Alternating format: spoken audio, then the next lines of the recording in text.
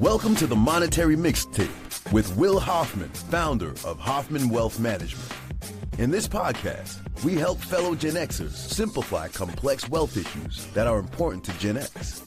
We do this by cutting out the mundane material and using a refreshing approach to finances in a way this skipped generation appreciates. Join us for this ride where we explore financial planning and wealth management as Will Hoffman draws from almost 20 years of experience and brings to you qualified guests to help be your latchkey to tricky monetary affairs. Welcome to Monetary Mixtape with your host, Will Hoffman, where we talk about the ever-forgotten Generation X. I'm Wendy McConnell. Hi, Will. How are you? I'm good, Wendy. How are you? Despite my my raspy voice, I had a little tangle with some pneumonia a couple weeks ago, and my voice is still a little pneumonia. That's serious stuff, man. Yeah, it was not fun at all. I'm usually a pretty healthy and active guy, and that it took me down. But I feel great. Just my voice doesn't sound very good right now, so I apologize to our listeners if maybe they like it. I don't know. Maybe it's something I should figure out how to keep. We'll see. Who's a famous raspy voice? Stevie Nicks or has a raspy voice. Maybe it's here to stay. Hey, you never know, but it's really not in your hands. No. It's out of your control. Keep treating it well and drinking my tea with lemon and hope for the best. Yeah, there you go. So we have a guest today. We do. I got to meet Jerome Myers a couple weeks ago at an industry conference, at the Jolt conference. He was introduced to us by and I'm sure Jerome will agree, one of our favorite people, Matt Halloran, who's definitely our podcast guru, to say the least. But Matt made an introduction, and I'll tell you what, that's been the coolest part about podcasting for me is not necessarily the business development for our firm and the increasing awareness for the work that we do, but the people that I've been able to connect with and meet has been really interesting. I know that we've been delivering a lot of great insight to Generation X when it comes to everything from education planning to retirement planning to investments to even just learning about our own behaviors when it comes to investing. And this is going to be no different. Jerome is a business exit coach. And am I correcting that? Am I saying that correctly, Jerome? Yeah. We help founders with their exits, man. Yeah. That's it. And helping business owners and founders finally see the light and, capitalize on their hard work and their life's work. So welcome, Jerome. Thanks for having me. This is great, Will and Wendy. Super excited to come to be on the mixtape. I feel like if you have a mixtape, then you got to have a raspy voice because, you had to do some things in order to be able to have credibility on the mixtape, right? That's not get pneumonia. Not getting, I if there was a way to get to this remixed voice without pneumonia, that would have been a much easier path. That's for sure. So first, I guess, Jerome, before we get into what it is you do and how it is you do it, give us a little background about you, where you're from, where you went to school, all of those things. Man, so I was born on a Saturday in Womack Army Hospital. My mom was asleep when my dad named me. I think that's funny because she woke up and her kid was named after carrying me for 9 months. No, but in all seriousness, I'm the son of a soldier and a stay-at-home mom. I grew up in Fayetteville, North Carolina, where I did a bunch of stuff. My high school superlative was most involved. And so when you think about all the activities, including sports, I was there, and I didn't hang out with any of the athletes when I was in school because I was in all of the AP and the honors classes. It put me in a really interesting situation because when I was getting ready to leave high school, I went and talked to my AP physics teacher and said, "Hey, Mr. Ayers, I want to solve problems, but I don't know if I want to solve them with people or with math and science." And he said, "Well, Jerome, if you do the people thing, then you're going to be a psychologist or a counselor of some type, maybe a therapist. And if you do the math and science thing, which you're pretty good at, then you would probably be an engineer." And so I thought back to a conversation I had with my mom when I was 4, maybe 5. We were standing in the front yard, and my favorite day, because I didn't go to daycare, was Thursday, because that was the day that the trash man came. And so you could hear him on the main street, and we were the third house on the right in the cul-de-sac. And so I'd see him turn the corner. He'd do the first yard, the second yard, and then he'd get to me, and he always put on this miraculous display. Well, he would kind of hop off the back of the truck. He'd flip the top off. It'd spin around like a quarter, fall flat. He'd do a little pirouette, dump the trash in the back of the trash can, and then spin it back to the corner like a Frisbee. Right. And then he would do what every kid wants. He'd pull the lever. And so if you've seen kids, right, they're pulling it when they're driving by tractor trailers, or in the latest rendition, Baby Shark, where people are just going crazy for that. That was my Baby Shark moment. And so I was pulling it. He pulled the handle, and the thing would come down and crush the trash. So I looked at my mom and I said, Mommy, I want to be a trash man when I grow up. And she said, well, baby, don't you like your Jordache jeans, and don't you like your Nikes, and don't you like your Guess t-shirt? I was like, yeah, of course, Mommy. She was like, well, when Daddy goes to work, and I know he goes at 6 a.m, doesn't come home till after 6 p.m, sometimes you don't get to play. He pays for that with the work that he's doing. I said, And then it kind of sunk in. So that doesn't mean that I can do what I want. She's like, you need to choose a profession that's going to pay for the lifestyle that you want to live. And hey, you might have a little person one day, and you might want to be able to buy that stuff for them. And trash men don't really make that much money. I said, but yeah, Lonnie he's at home when his kids get home and they get to play. She's like, yeah, but remember, the stuff that he does while he's gone, your dad, that pays for all this stuff. So it pays for the pizza, pays for the clothes. And so I was in a conundrum, because I really felt like all of the innocence got sucked out, but it didn't come back until this day when I'm talking to Mr. Ayers. And so I decided to go to engineering school, Will, and I play football while I'm there for 4 years, and I get out and I go on this corporate America run. And so my last job in corporate America, I built a $20 million division for a Fortune 550. I started with $0 in revenue on January 13th, December 24th. We are at 20 million. I had 175 people on my team, and I'm talking to the guy who I saw once a quarter and talked to every other week. And he said, hey, Jerome, we're going to lay half of them off. And I said, what? He was like, yeah, I made a decision. It's like, no, that's not the right answer, man. And he said, yeah, I'm calling to inform you that I made a decision not to negotiate with you anymore, because we've been going back and forth about what we should do next.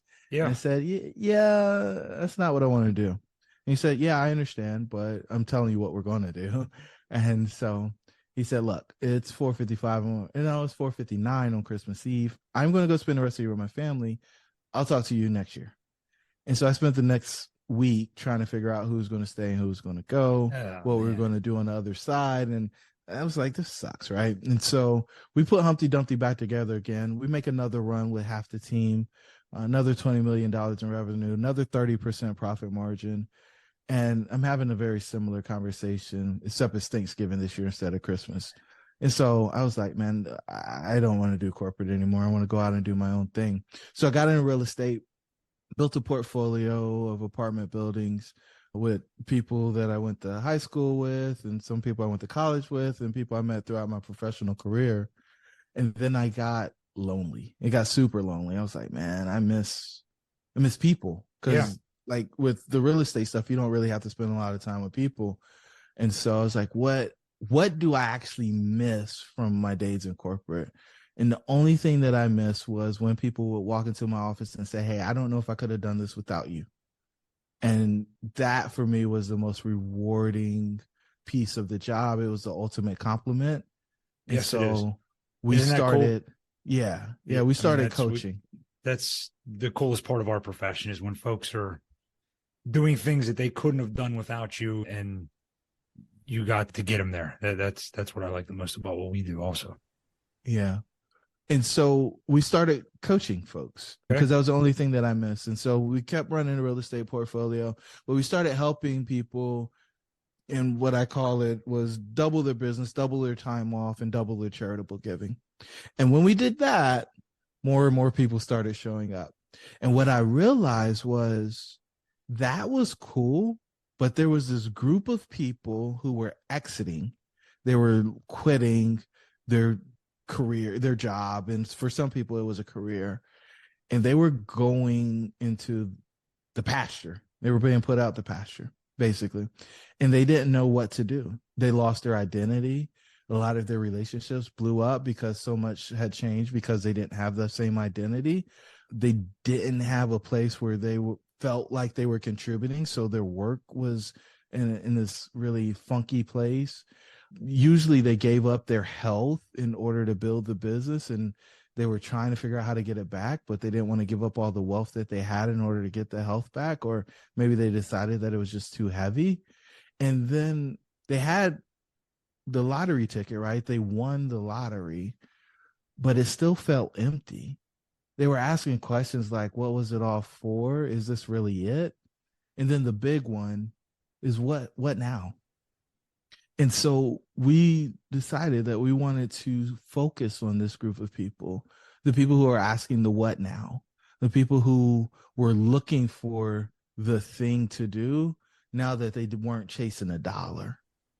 So is this what, and I see it all over your website and your LinkedIn page, is this sort of what you call the exit paradox? Yeah. And so the exit paradox is very similar to what people would call an existential crisis. They've got these feelings. They're asking the questions being, what now? Is this really it? What was it really worth it? Or what was it all for?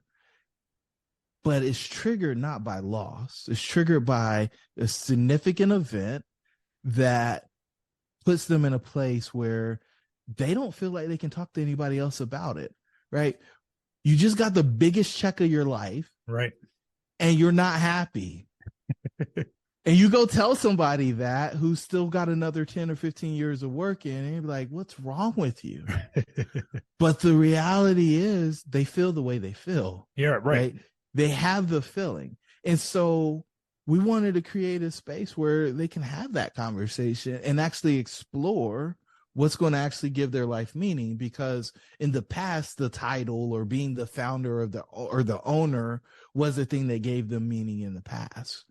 Now they don't have that anymore. And the way I like to pick with people is say, hey, are you still wearing your Letterman jacket from high school when you were the quarterback? Because if you are, this is the same thing once you exit your business, right? Gotcha. And so I coached high school football for like 7 years. And one of the things that we would tell the kids at the end of the year is don't let being a high school football star be your peak. Gotcha. Don't let that be your greatest accomplishment. And so our goal is to help people peak after the peak. That's a great way to put that. So, we're a Gen X podcast focusing on Gen X, investors, Gen X wealth management.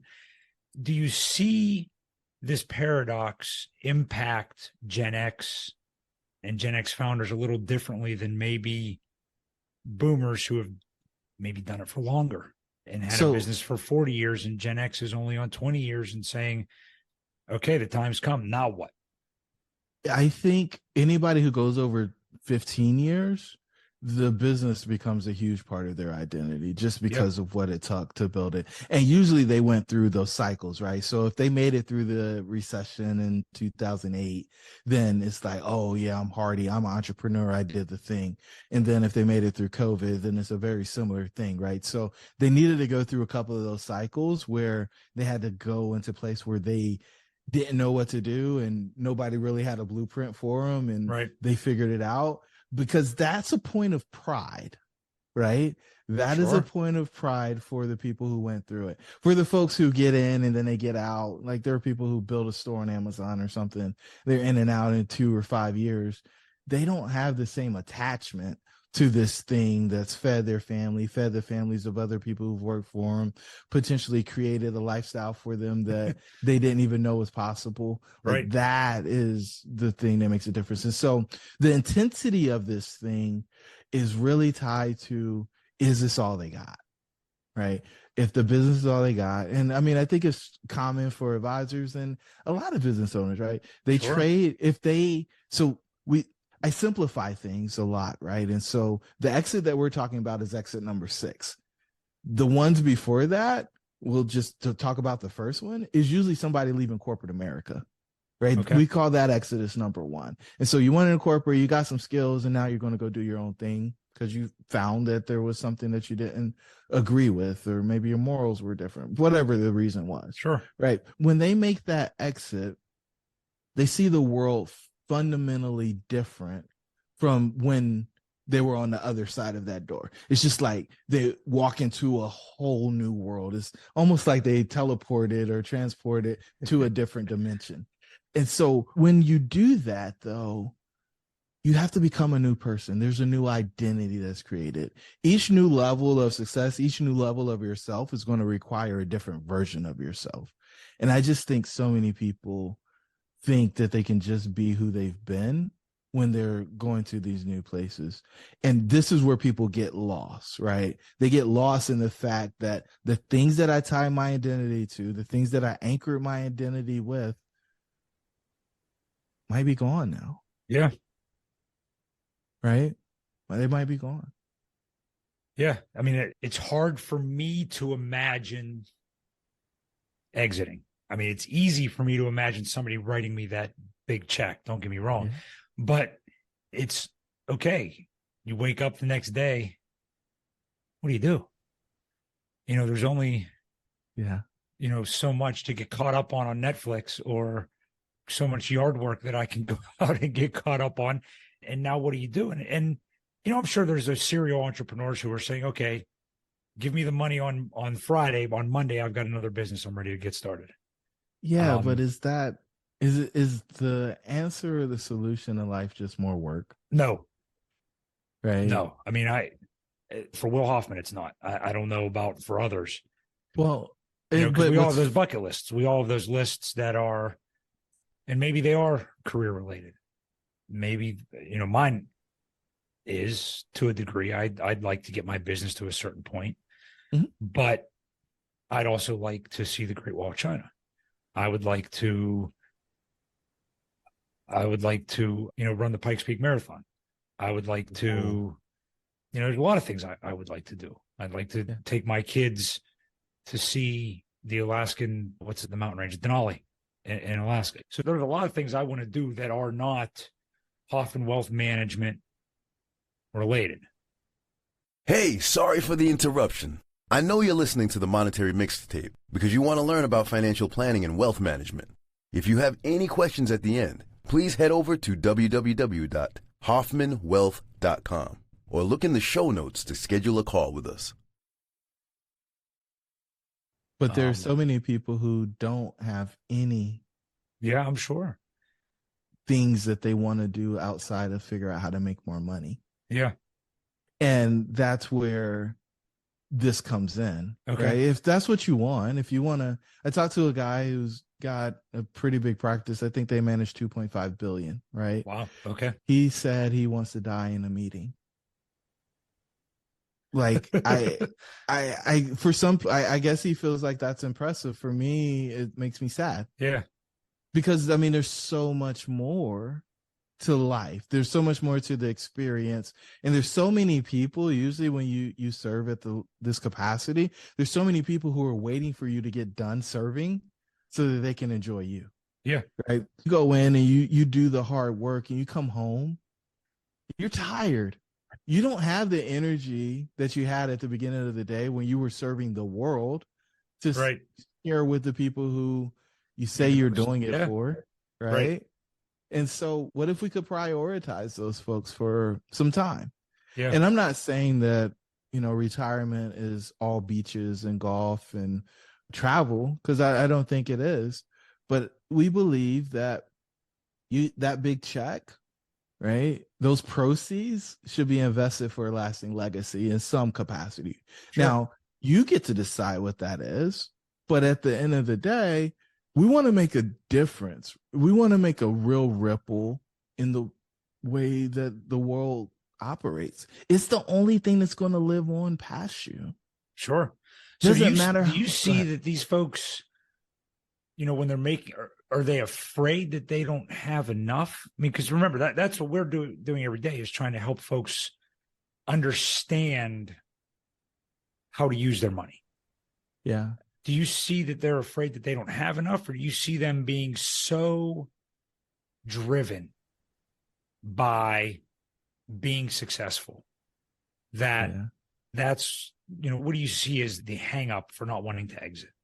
What's funny is, how do you define success, right? Because success isn't a number in your bank account by any stretch. Right. But yes, I think that's the first thing that most people will say is, I'm gonna run out of money. And I'll never forget being at an event and a guy was worth $11 million and he came from zero. And he said his biggest fear was sleeping under a bridge. And so what on earth would have to happen in order for him to go sleep under a bridge? And there's this mentality to hoard. And I'm using the word because it's going to trigger some people, right? Sure. But they're just going to hoard the money. And at the end of the day, it's not going to make a difference for anybody, including themselves. And do I think that like the giving pledge and all this stuff is the thing that we should do? I'm not going to give all my money away. Kay and Lee are going to get a whole lot of money when I pass away, right? They're not going to have to make a decision on whether they're going to do this or do that because they've got to make money. They're going to make a decision on if they're going to do this or do that because they think it's what they should be spending their time on. It's something they're drawn to, it's something they're excited or passionate about. And I think all of us want something better for the next generation if we're fortunate enough to have that as an option. Sure. But I just watch so many people, Will, who don't have a plan, right? The business was their plan. And then they get a lump sum of money and they don't know what to do with it because they're used to getting a paycheck if they were able to take money out of the business. Yeah. And so they don't know what to do with that. And so that's why they need to talk to folks like you who can help them put together that financial plan so that they know that they're taken care of. But what I've seen, right, business owners are awful clients a lot of times for wealth advisors because they can make more money putting the money back in the business than they can putting it in the market because it's passive, right? Mm-hmm. But at the end of the day, there comes a point where you want to stop trading your time for money. Right. And you want to fund specific initiatives. And so with that said, man, I do think they're scared that they're going to run out of money. But the other thing is they don't have anything else. They traded in that 9 to 5 when they left corporate America for 5 to 9. And they just keep working that 5 to 9 because they believe that is going to be, they don't want to be a failure. They want to make sure that it actually works. Sure. Well, and it's funny you talk about that because when we were in our little bit of a green room before we came in, we were sort of talking about what pop culture reference we wanted to talk about when it comes to Gen X. And you mentioned, you coached high school football and you're a football nut. And I think you and I both have a very similar favorite story from the 80s and 90s when it comes to the NFL and Joe Montana and Jerry Rice. And both of those guys continued well beyond their peak from the 49ers. Joe Montana moved on to the Kansas City Chiefs. Jerry Rice then spent time with a few other teams, Oakland being one, when they had the opportunity to exit at the peak of their careers.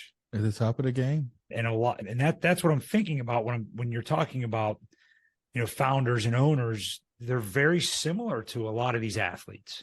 100%. That, John Elway's kind of the only one who went out on top, right? He sort of was the one who said, that's it. Super Bowl, give me my give me my trophy, give me my ring, and I will see you in the front office in a few years.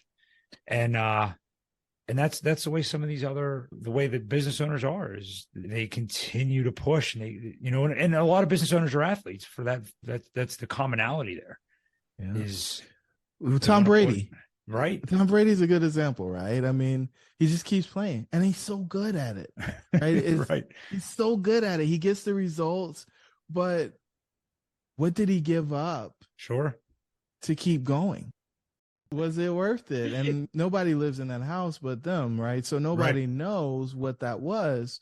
But the other piece of this is like their fear of running out of money, but there's also this fear of, well, am I going to be good at anything else? Yeah. So is anybody else going to want me? Is that, you talk about, on your website and LinkedIn stuff, you talk about NEOs. Can you clarify NEOs? Yeah. Can you clarify what NEOs are first? Yeah. So if you watch the 1999 documentary, The Matrix, then you will know the main character.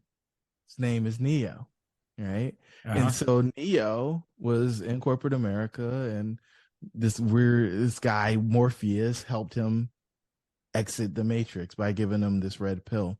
And so what happens for everybody, regardless of which exit they're on, 1 through 8, they are leaving one place and going to a new place.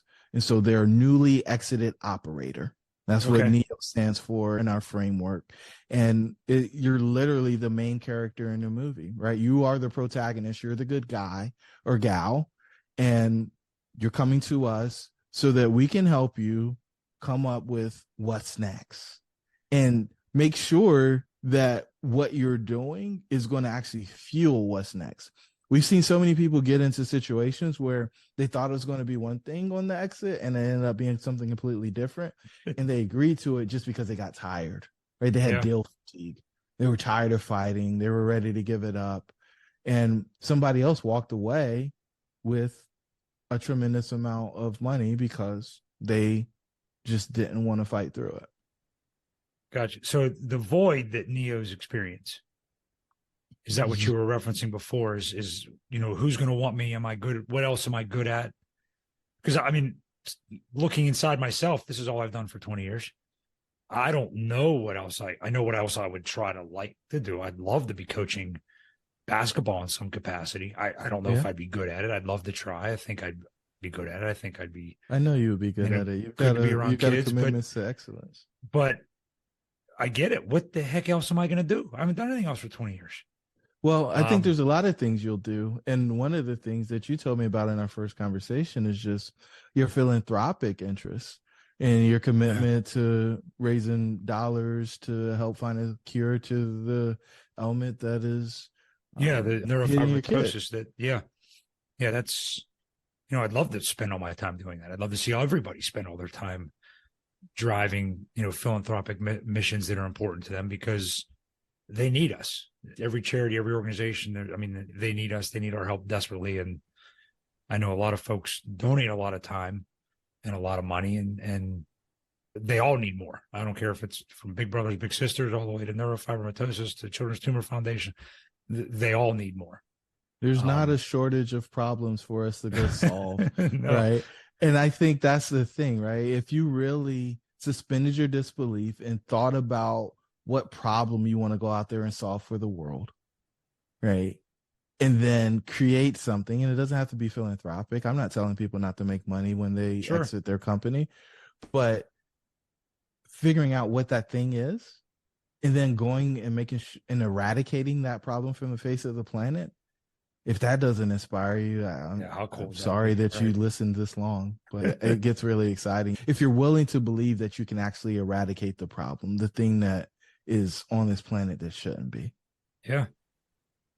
So you talk also about the 6 centers of doubt. Yeah. What can you give us a little insight as to what those are? Yeah. So whenever you go through one of these portals or you walk through the door to exit, you're going to end up experiencing a bunch of feelings, and we've put them into 6 categories. And so the first center is self-image, right? And so asking the question, who am I now that I've won the game? Since we've used the football reference, you win the Super Bowl. In the locker room, all of the guys are asking themselves, now what? Every single one. When you win the Super Bowl of business and you exit and you make a lot of money, you ask the same question, now what? Or what now? Right. The next one is relationship, and this is level 2. And so the question that we see pops up more than any other is, what are the people in my life really after? So you win the lottery, there's some new people who show up. What do they want? Right. You might have been in the relationship for a long time, and we talked about a relationship being lost because of a commitment to the game for too long, potentially. But the question is, does my marriage make sense anymore, as an example? We've gotten to this place. We've been going through these things. We're fighting through these things, but is the relationship really what it's supposed to be? Work. What does work mean now that I don't own my business? If you get put into a place where you are on a board because you're serving out some time on the backside of the exit, then that gets a little messy. Sure. Right? Because you don't have the same influence you used to have. And I don't think anybody really wants to deal with that. Health. Did I give away all of the good years to my business? Right? Sometimes you hear women say, I gave you my best years. A lot of people are giving their best years to their business. So what happens on the backside of that? And then prosperity is level 5, right? And I can afford it. But I've built this discipline. I've built this restraint. I've decided that I shouldn't take money out. I should just put it back in the business.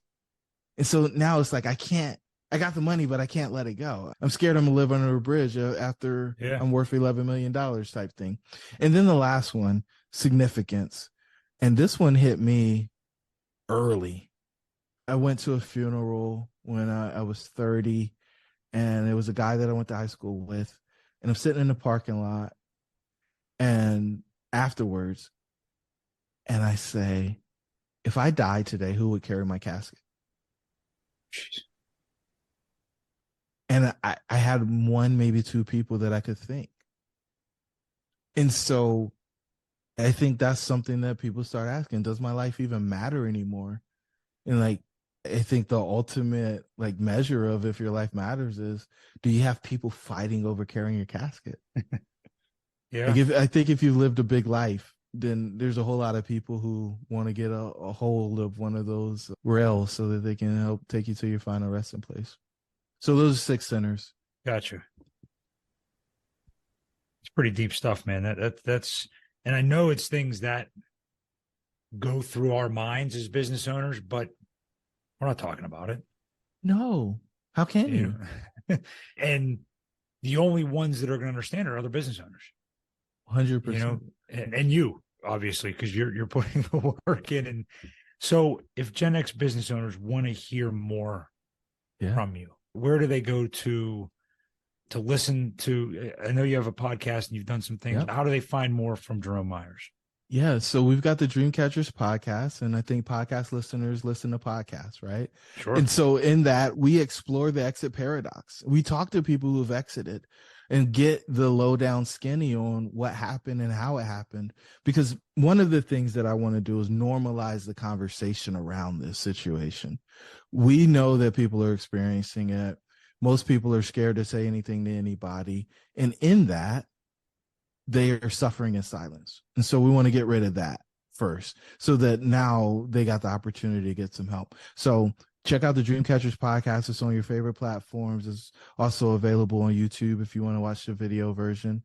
And then if you're curious about what you're experiencing or what you might experience on your exit, then you can hit theexitparadox.com and just read some more. And if you want to schedule a call so we can learn some more and see if we can help you on your exit, we'd love to get the opportunity to spend some time with you. And I know that, working with business owners that are going through it just on the financial side, it's amazing how many times we'll talk to them about, well, can I live on this much? Okay, now the offer is this much. Can I live on this much? And then you tell them yes, you show them the plan, and they still don't exit. Well, and it's because of everything that we just talked about. It's all the other stuff. Yeah. It's just doing some self-reflection.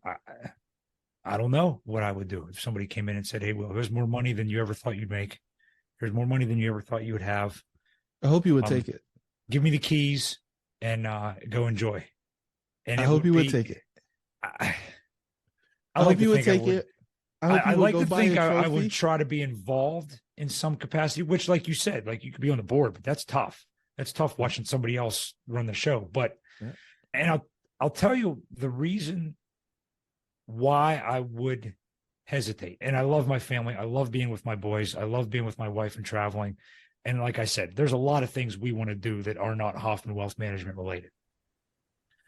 But I really love doing this and meeting folks and seeing how they can impact from a wealth standpoint beyond just worrying about stocks and bonds and mutual funds and ETFs and life insurance and annuities and estate planning and taxes.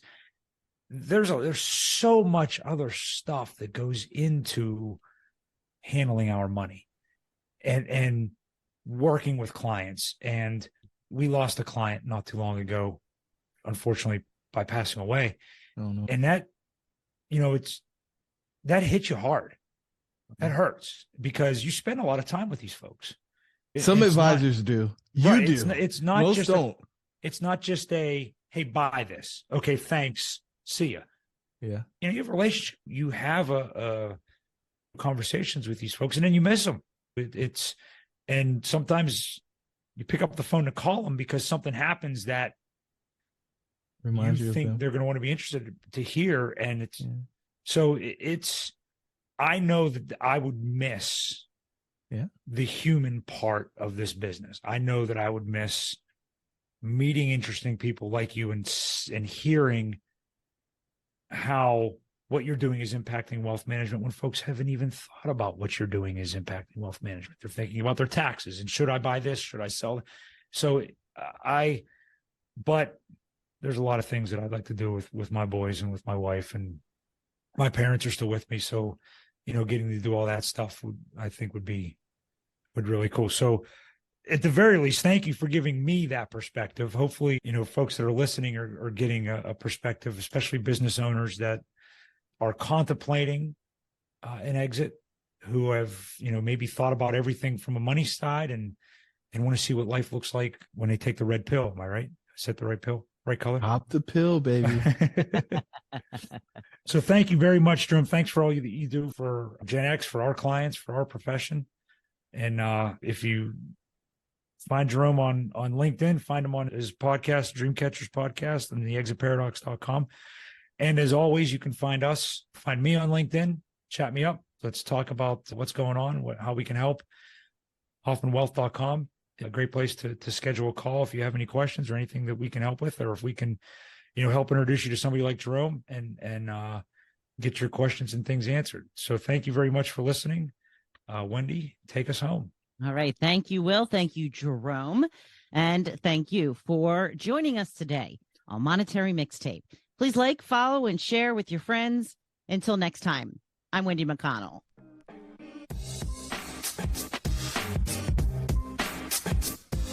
Don't bounce just yet. The street lights haven't come on. Thank you for listening to the Monetary Mixtape Podcast. If you thought this episode was dope, then click the follow button to be notified when we drop a new episode. Visit our website at hoffmanwealth.com or give us a call at 724-522-5411. And don't forget to click the follow button to be notified when new episodes become available. The information covered and posted represents the views and opinions of the guest and does not necessarily represent the views or opinions of Hoffman Wealth Management. The content has been made available for informational and educational purposes only. The content is not intended to be a substitute for professional investing advice. Always seek the advice of your financial advisor or other qualified financial service providers with any questions you may have regarding your investment planning. Securities offered through LPL Financial, member FINRA SIPC. Investment advice offered through Private Advisor Group, a registered investment advisor. Private Advisor Group and Hoffman Wealth Management are separate entities from LPL Financial. All performance referenced is historical and is no guarantee of future results. All indices are unmanaged and may not be invested into directly.